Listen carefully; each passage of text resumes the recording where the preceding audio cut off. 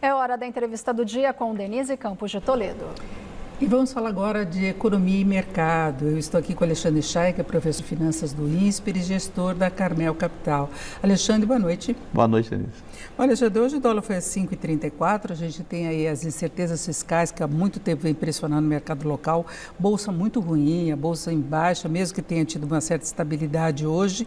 E nós já tivemos uma consequência prática, foi a interrupção, a redução do ritmo de corte dos juros com possível interrupção.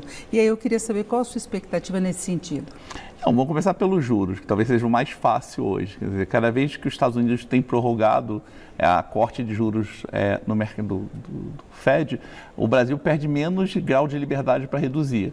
Então, provavelmente a gente deve ter visto o último corte de juros, a taxa deve se manter nesse patamar, no máximo mais um de 0,25, mas eu acredito que pelo caminhar dos Estados Unidos, que ele não está, e cada vez jogando mais para frente, é o início do corte dos juros, o Banco Central deve ser prudente e esperar para poder ver o que vai acontecer com os Estados Unidos, porque qualquer movimento que ele fizer agora, ele vai inflar mais ainda o preço do dólar. E aí, se ele reduzir os juros agora, o dólar acaba subindo, vai gerar impacto na inflação e ele vai ter que subir os juros na frente para combater uma inflação de preço de dólar. Então é mais fácil ele esperar, ver para onde vai o mercado americano, ver se realmente começa a ter um cenário de desaceleração nos Estados Unidos e aí sim ele pode retomar a partir do momento que os Estados Unidos reduzir os juros dele.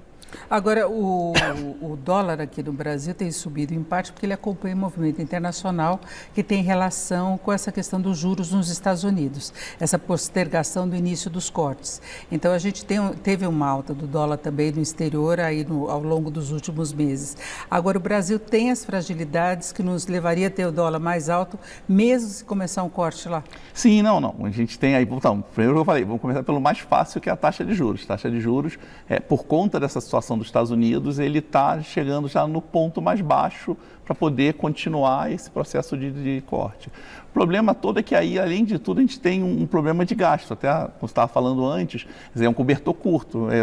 O Congresso quer dar incentivo para crescer uma área, mas tem o arcabouço que me impede de ter que cortar. Então, você fica sempre nesse jogo de tentar fechar as contas, e isso gera um grau de incerteza. Acho que o pior para o mercado não é o tamanho do problema, e sim a incerteza sobre qual é o real problema. Porque cada vez que você faz um movimento desse, se desequilibra no outro, desestabiliza um lado, e isso gera uma incerteza que o investidor que quer trazer dólar para investir no Brasil, o Brasil hoje está crescendo. Então, em termos de massa, de salário, o consumo, você vê que o PIB saiu com o crescimento do setor de serviço, o consumo das famílias está voltando a ser um grande fator de crescimento. Só que o empresário que vai fazer um investimento fala, poxa, eu vou fazer um investimento agora, eu vou esperar para ver para onde vai isso. Então, quanto mais você atrasa realmente o ajuste fiscal, mais difícil é para o investidor, então investidor financeiro, falando investidor de projetos mesmo, para ele decidir investir no Brasil. E com isso você não cresce o PIB, você não consegue arrecadar mais, e aí, por conseguinte, você também não traz dólares de investidores estrangeiros para cá. Então, porque nós tivemos no ano passado o governo criticando muito o mercado financeiro quando se cobrava a definição de arcabouço, a questão fiscal. Em alguns momentos o presidente Lula foi bastante crítico à posição do mercado, criticando também o Banco Central por conta dos juros, a defesa de juros mais altos. Agora, o mercado azedou de fato quando houve a flexibilização da meta do ano que vem e da outra, uma mudança da meta e com esse desequilíbrio que se tenta calibrar só com aumento de arrecadação. A gente teve uma mudança de fato no humor do mercado e na avaliação de governo, não é?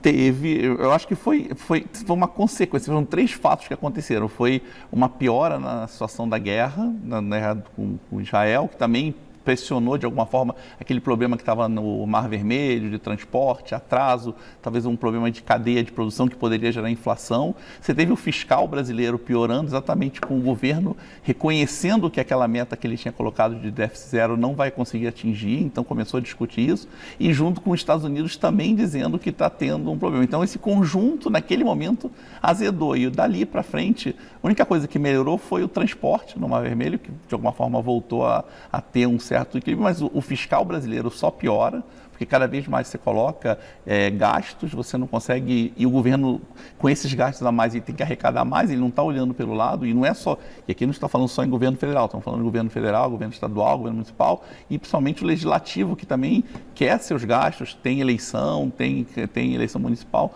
tudo isso junto, além de ter todo um problema internacional, faz com que a gente esteja realmente azedo o ambiente. Agora, paralelamente ao aumento da projeção de inflação, a menor expectativa em relação ao corte dos juros, nós temos uma melhora pequena, mas temos uma melhora em relação ao crescimento da economia.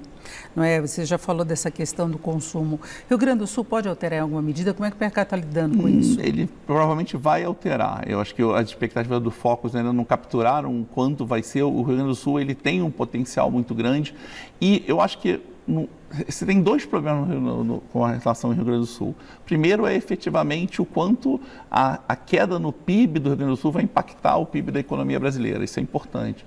Mas o principal é quanto de investimento fora do orçamento, quer dizer, nós estamos falando em um fiscal que já está ruim, e você vai ter que pegar verbas do fiscal que já está ruim e colocar de forma quase como doação, porque você vai dar sem um efeito de retorno, para poder resolver o problema no Sul. Então isso vai piorar mais o meu fiscal. Eu acho que isso vai realmente gerar um problema de potencial de PIB. Porém, o positivo todo é que o mercado do consumo brasileiro, apesar de tudo, ele está de alguma forma crescendo. Então esse consumo maior vai fazer elevar um pouco mais esse PIB, mas eu acho que o Rio Grande do Sul ainda vai pesar bastante. E é um tipo de crescimento que pode gerar mais inflação, né? Porque seria importante ter investimento produtivo e a taxa ainda continua muito baixa, atrair dinheiro por aí, não é? Sim, sim. Esse é um investimento baseado em transferência de renda. As rendas estão crescendo e de alguma forma vão potencializar. Se você não aumentar a tua capacidade produtiva, esse consumo a mais sempre bate com a inflação, que é o que está acontecendo nos Estados Unidos.